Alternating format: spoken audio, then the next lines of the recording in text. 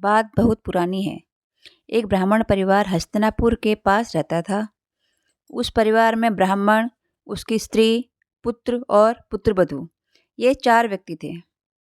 किसान जब खेत में फसल काट लेते थे, तब ब्राह्मण उस खेत में गिरा हुआ अन्न चुन लेते थे। उसी अन्न से अपने परिवार का काम चलाते थे।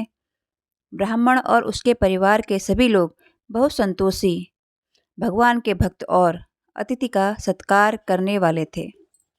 एक बार देश में भारी अकाल पड़ गया। खेतों में अन्न नहीं हुआ।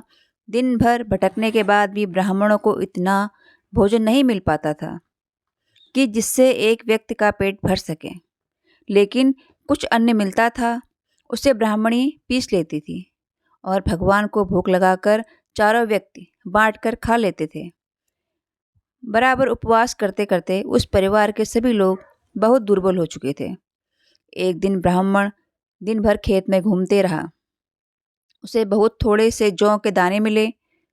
घर लौटने पर ब्राह्मणी ने उन जौ के दानों को पीस लिया। कुल मुट्ठी भर आटा हुआ। उसी को भगवान को भोग लगाकर उस लोगों ने अपना आपस में बांट लिया और भोजन करने के लिए बैठ गए। उसी समय एक भूखे ब्राह्मण अतिथि उनके द्वार पर आ गए। ब्राह्मण ने बड़े आदर से अतिथि को आसन पर बिठाया, उसके पैर धोए और अपने भाग का आटा उसे भोजन के लिए दे दिया। एक चुटकी आटे से अतिथि का पेट कैसे भर सकता था? ब्राह्मणी वहां आई और अपने भाग का आटा भी अतिथि को दे दिया। ब्राह्मण के पुत्र ने भी अपने भाग का आटा अतिथि को दे दिया। अंत में ब्राह्मण की पुत्रवधू अपना भाग भी अतिथि को देने आई। तब ब्राह्मण ने पुत्रवधू से कहा, बेटी, तू भूख से बहुत दुबली हो गई है। अब और उपवास करेगी तो तेरा जीवन कठिन हो जाएगा। तू अपना भाग रहने दे। ब्राह्मण की पुत्रवधू ने कहा, पिताजी, अतिथि तो साक्षात नारायण के रूप होते हैं। अतिथि की सेवा करना परम धर्म है। अपने प्राण के लोभ में अतिथि को कैसा भूखा रहने दे सकती हूँ? आप लोगों ने ही मुझे पुण्य करना, उत्तम मार्ग पर चलना सिखाया है।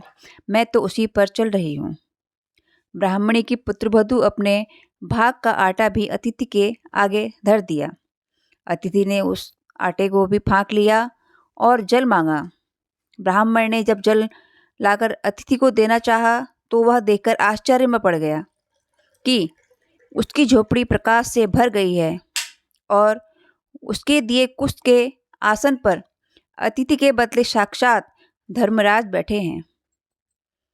अपने पुण्य के प्रभाव से ब्राह्मण अपने परिवार के साथ विमान में बैठकर भगवान के लोक को चला गया। ब्राह्मण की झोपड़ी में एक नेवला रहता था। वह नेवला उस दिन पूरी झोपड़ी में लेटा रहा।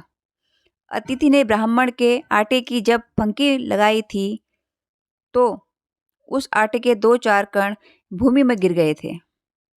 उन कणों के शरीर में लगने से नेवला आधा शरीर उसका सोने का हो गया और उसे मनुष्य की भाषा बोलने की शक्ति मिल गई। जब इंद्रप्रस्थ में धर्मराज युधिष्ठिर ने बड़ा भारी यज्ञ किया तो यज्ञ के पीछे वह नेवला वहां आ गया और भूमि में लेट गया, किंतु उसके अंग का दूसरा भाग सोने का नहीं बना।